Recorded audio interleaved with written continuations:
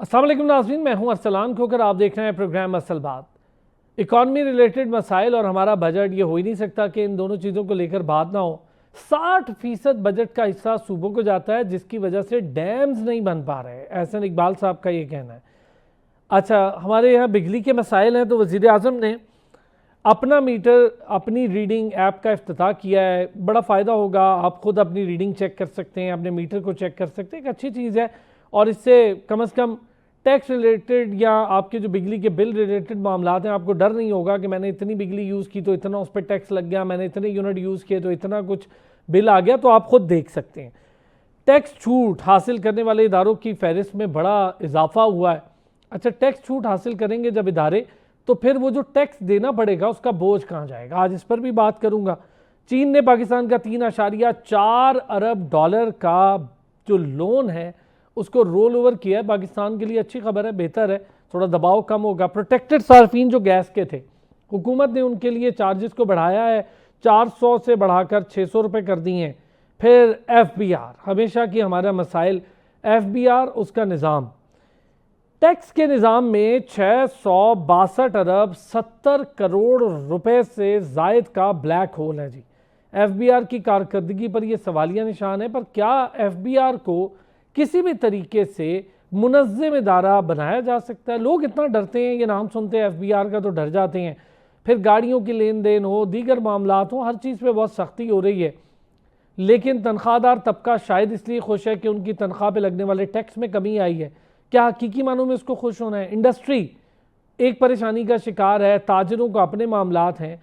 अगर इंडस्ट्री फलेगी फूलेगी नहीं, एंटरप्रेन्योरशिप बेहतर तरीके से काम नहीं करेगी, SMEs का हाल बेहतर नहीं होगा, हम अपनी एक्सपोर्ट कैसे बढ़ाएंगे? एक्सपोर्ट तो एक्सपोर्ट, आप अपने लोकल बिजनेस को कैसे इनकरेज करेंगे? बहुत सारी चीज़ें हैं जिस पर मुझे बात करनी है। डॉक्टर आयमा मेहदी ने हमें ज्वाइन किया, माहिर मौशी अमूर हैं। डॉक्टर ताहिर एजाजी साहब माहिर इक़्तिसादियात हैं। हसन मेहनती साहब माहिर मौशी अमूर हैं। बहुत शुक्रिया तीनों हज़रात का। डॉक्टर आयमा, टैक्सेशन के मामलात को ले लें, अगर हम बार बार एक ही चीज़, हम बहुत सारी चीज़ों पे डिस्कस करेंगे, लेकिन टैक्सेशन चूँकि बड़ा प्राइमरी इशू है पाकिस्तान का, 662 अरब और 70 करोड़ से ज़ायद का ब्लैक होल मौजूद है। ये टैक्स फिर जाता कहाँ है जो हम इतना देते हैं? और ये होल मौजूद होगा तो इसका असर तो मुसलसल उन तबकात पे पड़ेगा जो पहले से टैक्स पे कर रहे हैं।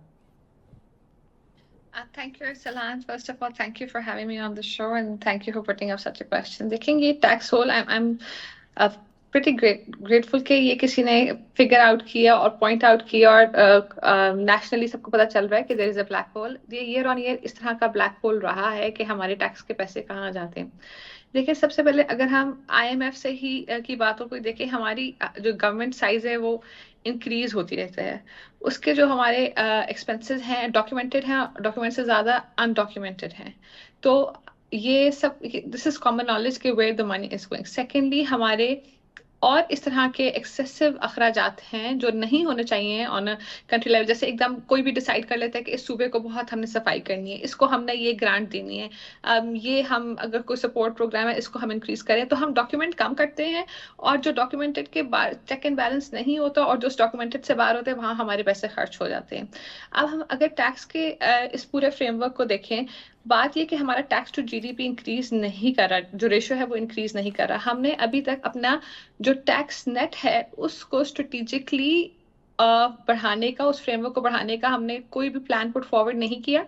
ऊपर से जो ये हमारा लूप होल है, इससे ये होगा कि जो लोग पहले ही टैक्स पे कर रहे हैं उन पे टैक्स ज्यादा होगा, या इस साल में टैक्स की थोड़ी माफी हो जाएगी कि जी ये नौकरी पेशा लोग हैं तो इनको ना किया जाए, तो जो नेक्स्ट ईयर आएगा उसमें ये बोझ बर्डन हमारे लिए डबल हो जाएगा। तो प्रॉब्लम विद पाकिस्तान इज कि हमारी कोई भी अगर इकोनॉमिक पॉलिसी होती है, it's not sustainable. Sustainable economic policy का मतलब ये है कोई वो पॉलिसी जो इस साल अगर आप बना रहे हैं तो वो अगले साल को उल्टे तरीके से या नेगेटिवली अफेक्ट ना करे। हम इस साल की जो पॉलिसीज हैं, मेरे साथ जो बाकी पैनलिस्ट बैठे हैं, आप भी हैं, या जो भी पाकिस्तान में टैलेंट की कमी, जो भी लोग इस चीज को देख सकते हैं, दे विल नो कि how is gonna come back to us in the next 2 to 3 years। तो ये लूप होल बड़े से बड़ा होता जाएगा and it's gonna come back to us in a form of एक साल बिगर बेहतरी देखें और एक साल के बाद दोबारा दबाव देखें और वही पॉलिसी, वही शिफ्ट वापस, वही पुरानी चीज़ें। ताहिर एजाजी साहब, सर 662 अरब का होल टैक्सेशन के मामलात में, अच्छा टैक्स टू GDP की शरह बहुत कम है, दूसरी तरफ ब्लूमबर्ग ये कह रहा है कि पाकिस्तान बेहतर होती मईशतों में तेज़ मईशत है। ज़रा मैं इस पर बाद में बात करूँगा, पहले हम इसको टैक्स से ज़रा रिलेट करते हैं। टैक्सेशन का निज़ाम कैसे बेहतर होना है और क्या हम टैक्सेशन के निज़ाम में इस तरह के गैप मुसलसल देखेंगे? बिस्मिल्लाहिर्रहमानिर्रहीम। शुक्रिया जी, आपने मुझे मदऊ किया, क्योंकि ये मौजू बड़े अहम है और हम जो मईशत के स्टूडेंट्स होते हैं वो हर वक्त इन्हीं चीज़ों के बारे में सोचते रहते हैं।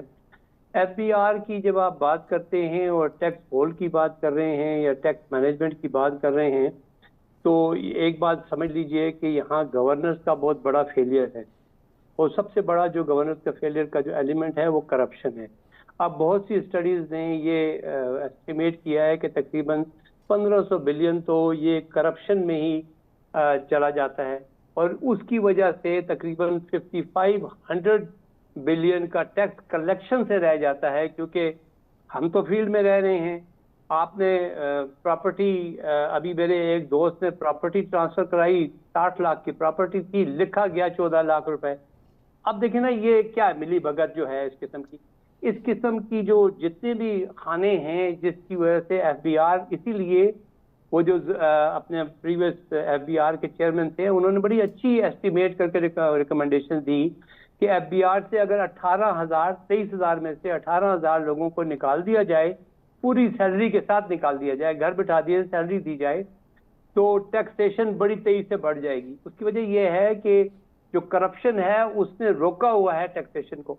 तो FBR की तो बात आप करेंगे तो सबसे पहले करप्शन आएगी, और किसी हुकूमत में इस वक्त इतना दमखम नहीं है रहा, कभी भी नहीं रहा कि वो इस करप्शन के ऊपर हाथ डाले, उनको रोके। क्योंकि आजकल का वर्ड जो है, अब आप डॉक्टर आयमा इस पे सही रोशनी डालेंगी, सारी डिजिटाइजेशन हो रही है। अब टैक्स कलेक्ट करना, टैक्स पे करना, तो ये जुबानी बात ही नहीं रही कि जी मेरे इतना % टैक्स है, इतना, ये तो सारा ऑटोमेटिकली होता है। FBR में 23,000 बंदे कर क्या रहे हैं, और वो सिर्फ वही है कि सैलरीज जिस तरीके से हम जैसे लोग या कंसल्टेंट जो अपनी पेमेंट ऑलरेडी उनकी डिडक्शन हो जाती है, उसको मैनेज करने के लिए बैठे हुए हैं। तो उल्टा बल्कि हमें कॉल कर देते हैं कि जी आपने ज्यादा दे दिया है, आप इसको कम करें और हमें कुछ दें बीच में से। ये बड़ा कॉमन फिनोमेना है।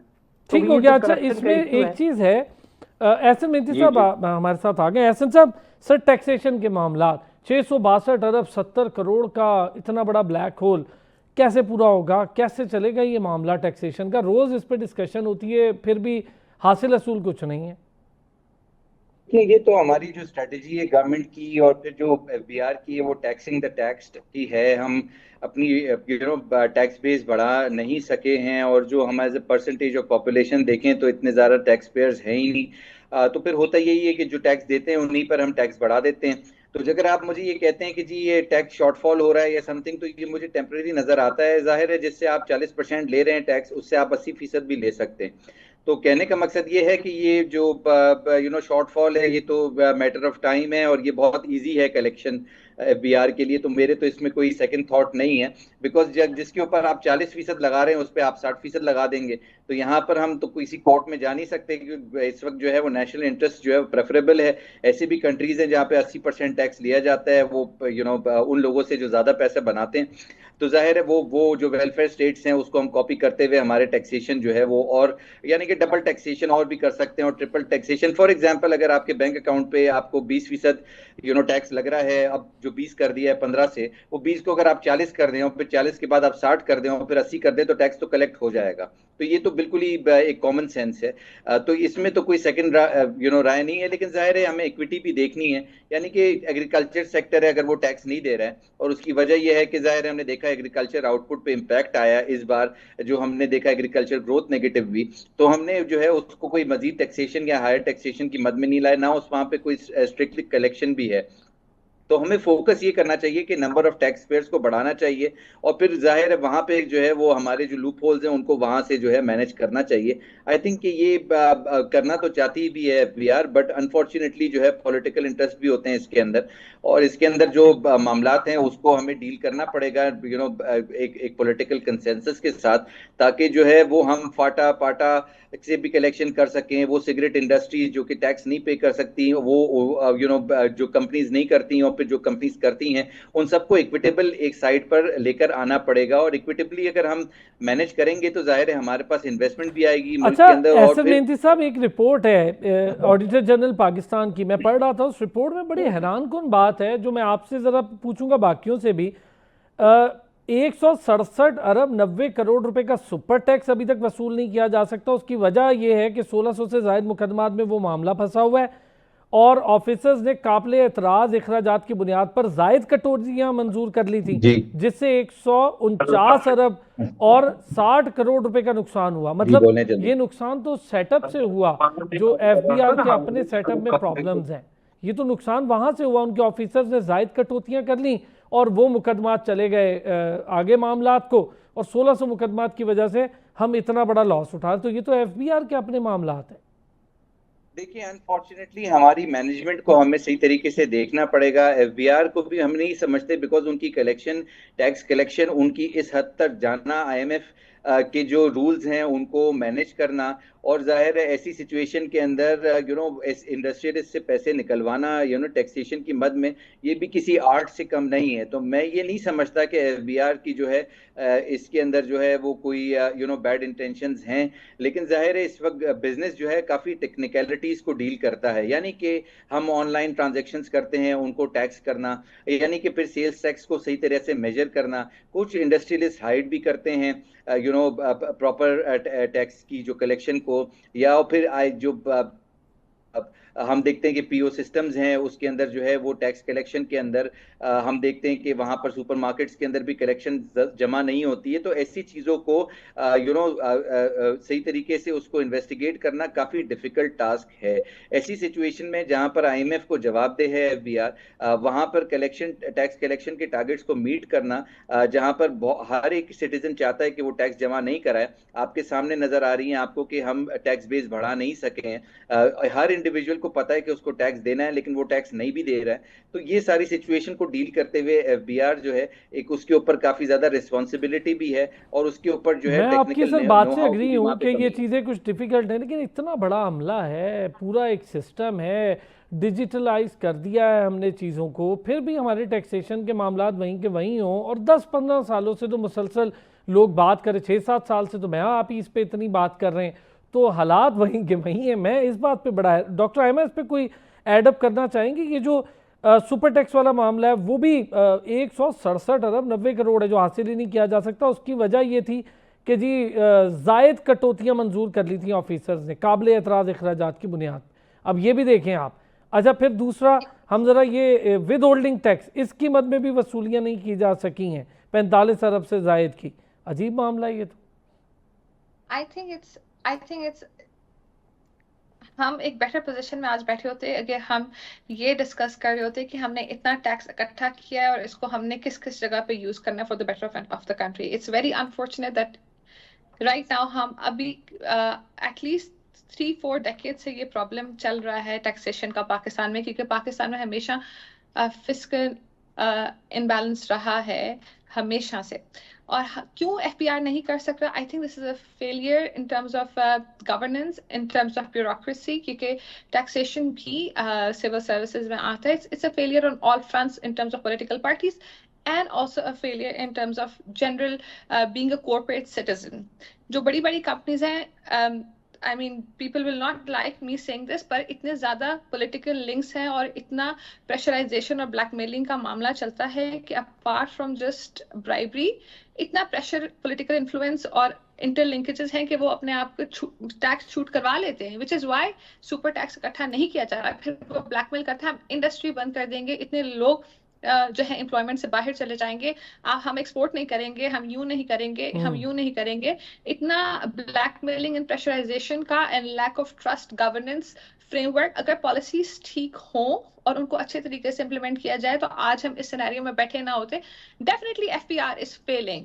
ये कहना कि जी एफबीआर बुरा नहीं चाहता, ये एक्सेप्टेबल स्टेटमेंट्स नहीं है। अच्छा, निचले तबके को तो डॉक्टर अहमद कि वो पैसे नहीं इकट्ठे कर सक रहे। निचला तबका तो बेचारा बड़ा ही परेशान है, वो इनडायरेक्ट टैक्स भी देता है, फिर भी वो फाइलर किसी मद में नहीं है, बेचारा दिए जा रहा है बिजली के बिल और गैस के बिलों पर, फिर भी वो परेशान है कि उसको नॉन फाइलर कह रहे हैं। आप अपनी बात कंप्लीट कीजिएगा ब्रेक के फौरी बाद। एक ब्रेक लें। वेलकम बैक जी डॉक्टर ताहिर साहब, जरा ये चीज़ें दो तीन चीज़ें, एक तो हमारा हम ये जो रसीदों वाला मामला है, ब्लैक लिस्टेड सप्लायर्स हैं, जाली रसीदें हैं, उन पर इनपुट जो टैक्स क्रेडिट क्लेम किए जा रहे हैं, दूसरा विद होल्डिंग टैक्स की अदम वसूली है, तीसरा सुपर टैक्स की मद में हम बहुत सारी चीज़ें देख रहे हैं। ये सारी चीज़ें इकट्ठी होकर एक अच्छा खासा बोझ बनती हैं, फिर आपके आने वाले बजट पे बनती हैं, फिर वही सारा गरीब तबके पे डाल देते हैं हम।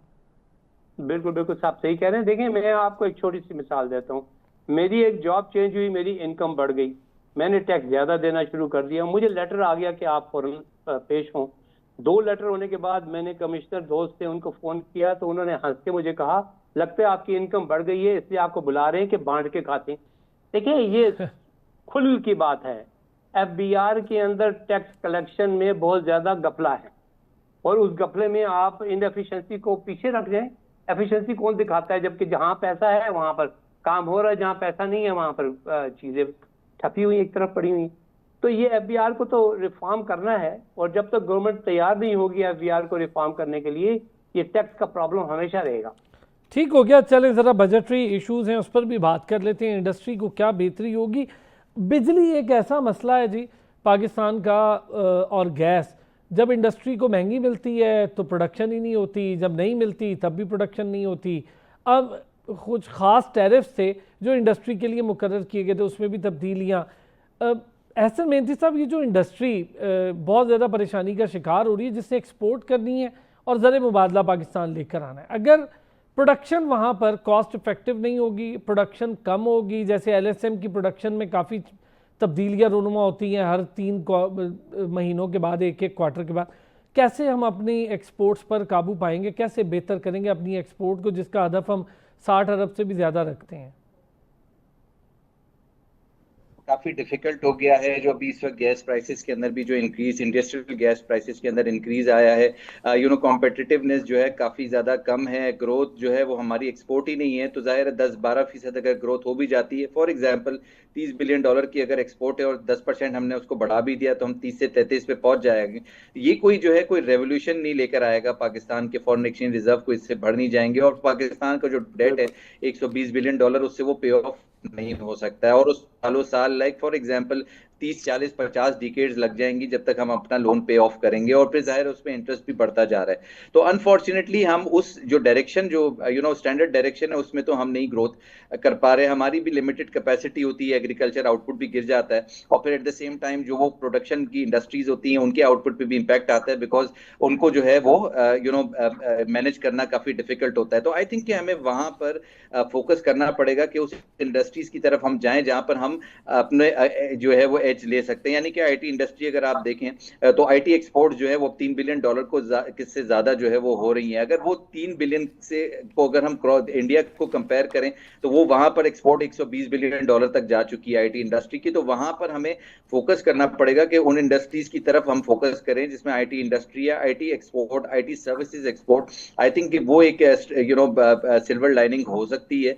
अगर जो प्रेजेंट सिस्टम है उसमें तो आपको नजर आ रहा है कि वो 10%, 20% ग्रोथ जो है वो हमें कहीं नहीं लेकर जाएगी। अगर वो मेरिकली हमें मिल भी जाए तो अब फोकस हमें आईटी की एक्सपोर्ट पर करना चाहिए। ऐसी बजट के अंदर तरजीहात देनी चाहिए उस इंडस्ट्री की ग्रोथ के लिए। उसके अंदर हम वेरियस किस्म की जो है वो एफर्ट्स कर सकते हैं। गवर्नमेंट लेवल पर फ्री वीजाज हो सकते हैं, free for example banking services हो सकती हैं उस इंडस्ट्री के लिए, और फ्री जो है उनके लिए अवेलेबिलिटी, यानी कि उनके लिए कोई वन लेवल प्लेटफॉर्म हो जहां पर वो तमाम जो है उस इंडस्ट्री की रजिस्ट्रेशन भी हो, एक्सपोर्ट भी हो, और उसको तरजीही बुनियाद पर जो है हमें अगर उसको डील करें तो वो एक हमारे लिए सिल्वर लाइनिंग हो सकती है। और वहां पर अगर हम $3 बिलियन को अगर $30 बिलियन कर देते हैं अगले 10 साल के अंदर, तो वहां पे हमें एक ऑल्टरनेट मिल जाता है। बट जो प्रेजेंट रिसोर्सेज हैं, इंडस्ट्रियल प्रोडक्शन है, इंडस्ट्रियल एक्टिविटी है, वो हमें कहीं नहीं लेके जाएगी। और आई थिंक कि हमें सिर्फ ये दुआ करनी चाहिए कि वो खड़ी रहे। इस वक्त गिवन द टैक्सेशन जो सिस्टम है हमारा, जिसमें 65% से ज्यादा टैक्स जो है वो ओनर पे काट लेते हैं, तो आई थिंक कि ऐसी सिचुएशन के अंदर आईटी इंडस्ट्री जो है that can be a good और फिर जाहिर है हमें ये भी देखा कि बिटकॉइन के अंदर भी हम फोकस कर रहे हैं। आई थिंक वहां पर भी जो है अगर हम ऐसे फ्लोट करें बिटकॉइंस को पाकिस्तान की तरफ से, तो वो भी एक हमारे लिए जो है वो बेहतरी हमारे लिए जो है साबित हो सकती है। यानी कि जिसको हम कह सकते हैं कि futures market can help the economy at the same time. अच्छा, लेकिन एहसन मेहंदी साहब एक शॉर्ट सा इस पे कमेंट दें, फिर मैं आयमा से भी इस पे बात करता हूँ। क्रिप्टो करेंसी इसको लीगलाइज करना या इसको चैनलाइज करना, ज़्यादा बेटर वर्ड होगा, चैनलाइज करने में तो बड़ी बड़ी कबाहत है। इसको लीगलाइज करने में इसके तो बड़े इश्यूज़ हैं, टेक्निकली भी बड़े इश्यूज़ हैं। आप समझते हैं इतनी जल्दी हो जाएगा ये चैनलाइज सारा मामला? लेकिन जिस तरह से हम जा रहे हैं और जिस तरह से इंटरेस्ट आ रहा है उससे तो नजर आ रहा है कि जो फाइनेंस मिनिस्टर हैं उनका नेक्स्ट इकदाम यही होगा कि ये पैरेलल लेकर जाएं आईटी एक्सपोर्ट को क्रिप्टो करेंसी के साथ। अगर वो चीज प्रैक्टिकल हो जाती है, वो प्रैक्टिकल यानी कि हम दे रहे हैं वेस्ट की मार्केट्स के अंदर प्रैक्टिकल है कि जो कंपनीज ओवरनाइट जो है बिलियंस ऑफ डॉलर जो है उनकी वर्थ हो जाती है। और आई थिंक कि वो अगर हमारे पास चाइनीज इन्वेस्टर आ जाए तो हम उनको बिटकॉइन हमारे या फॉर एग्जाम्पल कोई हमारी क्रिप्टो करेंसी उनको सेल करके और अपने डेट को पे ऑफ कर सकें, बिकॉज उनके पास एक्सेस लिक्विडिटी है। उन्होंने यूएस मार्केट्स को भी हेल्प किया है तो वो पाकिस्तान मार्केट को भी हेल्प कर सकते हैं ऐसी किसी लॉन्च के अंदर। तो आई थिंक ये नीड ऑफ द टाइम है और इससे हमारा दुश्मन भी खौफजदा है कि कहीं हम हमारा डेट पे ऑफ नहीं कर दें इस क्रिप्टो करेंसी के through. I think it is a silver lining crypto currency and the IT exports, and I think यही हमारा फ्यूचर है। अगर इसको हमने जिस तरह भी प्रॉस्पर किया टैक्सेशन के निजाम से, इसको जो है हमें बालातर किया और इसको जो है प्रेफरेंस दी इन दो सेक्टर्स को, तो आई थिंक कि ये गोइंग फॉरवर्ड जो है ये हमें सारे हमारे जो कंट्री के डेट हैं उससे भी निकाल देगा और आगे जो है इसकी इम्प्लीमेंटेशन बहुत आसान है। उसकी वजह ये है कि हमारे साथ बहुत सारे दुनिया भर के एक्सपर्ट्स हैं जिसके साथ अभी इस वक्त हम एंगेज्ड हैं। डॉक्टर आयमा, ज़रा इंडस्ट्री कैसे बेहतर होगी? एक्टिविटी को बेहतर करना है। एक्सपोर्ट हमने उसके नंबर 60 अरब डॉलर से ऊपर के रखे हुए हैं और एक्सपोर्ट के जो नंबर्स हैं वो हमारे इंपोर्ट के नंबर्स के बराबर हैं अभी तो, लेकिन उसको कैसे बेहतर करना है? फिर ये जो बिजली है इसको कैसे हमने ऐसा करना है कि हमारी इंडस्ट्री के लिए बिजली भी मौजूद हो और ऐसे रेट्स पर हो कि प्रोडक्शन भी कॉस्ट इफेक्टिव हो? मैं बड़ी गौर से सुन रही थी एसएन मेंती साहब की बातें, very interesting chat about bitcoins and stuff. देखिए, पहली बात तो मैं स्टार्ट करूंगी कि हमने अपनी इंडस्ट्री को कैसे हम बना सकते हैं मोर competitive. We definitely need to exploit the IT sector. हमारे पास बेहद टैलेंट है, सिर्फ हमारे पास कनेक्टिविटी इश्यूज हो जाते हैं जो कि हमारे इंफ्रास्ट्रक्चर इश्यूज हैं, including internet issues, wifi issues and electricity issues. अगर हम इनको निकालें और हम अपने जो हमारी यूथ है जो कि आईटी में बहुत इंटरेस्ट रखती है और बहुत महारत भी रखती है, अगर हम उनको एवेन्यूज दिखाएं, इंटरनेशनल कॉन्फ्रेंसेस पे जाने के उनको मौके दें जहाँ से वो बड़े बड़े प्रोजेक्ट्स और छोटे प्रोजेक्ट्स भी ले सकें, तो आई थिंक हम इंडिया से कई हद आगे जा सकते हैं। हम अपनी जो है ट्रैवल इंडस्ट्री का भी बहुत बेहतर कर सकते हैं, सिक्योरिटी से, इन चीज़ों से। हम टैक्सेशन ऐसी इंडस्ट्रीज के ऊपर से हटाएं और जो हमने टैक्सेशन की छूट दी हुई है अपनी टेक्सटाइल इंडस्ट्री को, अभी भी इन्फेंट इंडस्ट्री, उसको थोड़ा बहुत, खैर क्या ही टैक्स लगाएं, क्या हम एक्सपोर्ट करें, पर हम अपने जो हम टैक्सेस के रूल्स हैं उनको हम ठीक रखें, हम अपनी पॉलिसीज को मीडियम टू लॉन्ग टर्म रखें, तो हम इन सेक्टर्स में बहुत अच्छे तरीके से आगे निकल सकते हैं। ठीक हो गया। मैं जरा ये आपसे अभी ना मीडियम और लॉन्ग टर्म पॉलिसीज इन दोनों पे बात करता हूँ। ये मीडियम और लॉन्ग टर्म पॉलिसीज ये हैं क्या और होती क्या है? हमने तो बड़े लंबे अरसे से ये देखी नहीं है। ताहिर इजाज़ी साहब, इस पर कुछ ज़रा कमेंट करना चाहें? बड़ा अच्छा क्रिप्टो करेंसी को लेकर और डिटेल बात की उन्होंने इंडस्ट्री को लेकर एहसन मेहंती साहब ने। असल में जी, जब आप टेबल पे बैठे होते हैं किसी जगह पे, जिस तरह के एहसन भाई बात कर रहे थे ना, वो इंडस्ट्री के बंदे हैं, उनको सही पता है कि इंडस्ट्री में क्या हो रहा है, किस तरीके से हो रहा है। उन्होंने जो आईटी की बात की है, बड़ी इंपॉर्टेंट बात की है, लेकिन वही बात फिर ये है कि आईटी को की थोड़ी सी ग्रोथ होएगी और एफबीआर के लोग आ जाएंगे फौरन कि जी यहाँ पर टैक्स लग सकता है, और वही बात है कि शॉर्ट टर्म और लॉन्ग टर्म की नहीं सोचते। इकोनॉमिस्ट की मजबूरी होती है कि वो 10 से 20 साल सोचता है, बैंकर की मजबूरी होती है कोई 1 साल सोचता है। तो हमने बुनियादी तौर पे पाकिस्तान की जो प्लानिंग है वो बैंकर और चार्टर्ड अकाउंटेंट्स के हाथ में दी हुई है या नॉन प्रोफेशनल लोगों के हाथ में दी हुई है जो लॉन्ग टर्म पे सोच नहीं सकते।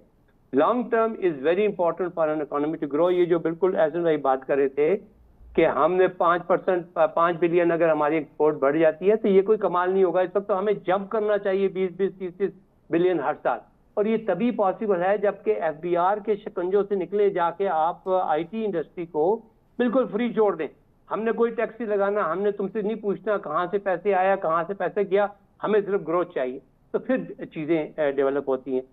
क्यों हम लोगों को ये नहीं बताते कि टैक्सेशन आप देंगे तो वो आपकी बेहतरी के लिए यूज़ होगी? वो उस पर भी ज़रा बात करते हैं। एक ब्रेक। वेलकम बैक जी। हिजाजी साहब, ज़रा एसएमई सेक्टर को भी थोड़ा सा डिस्कस कर लीजिएगा।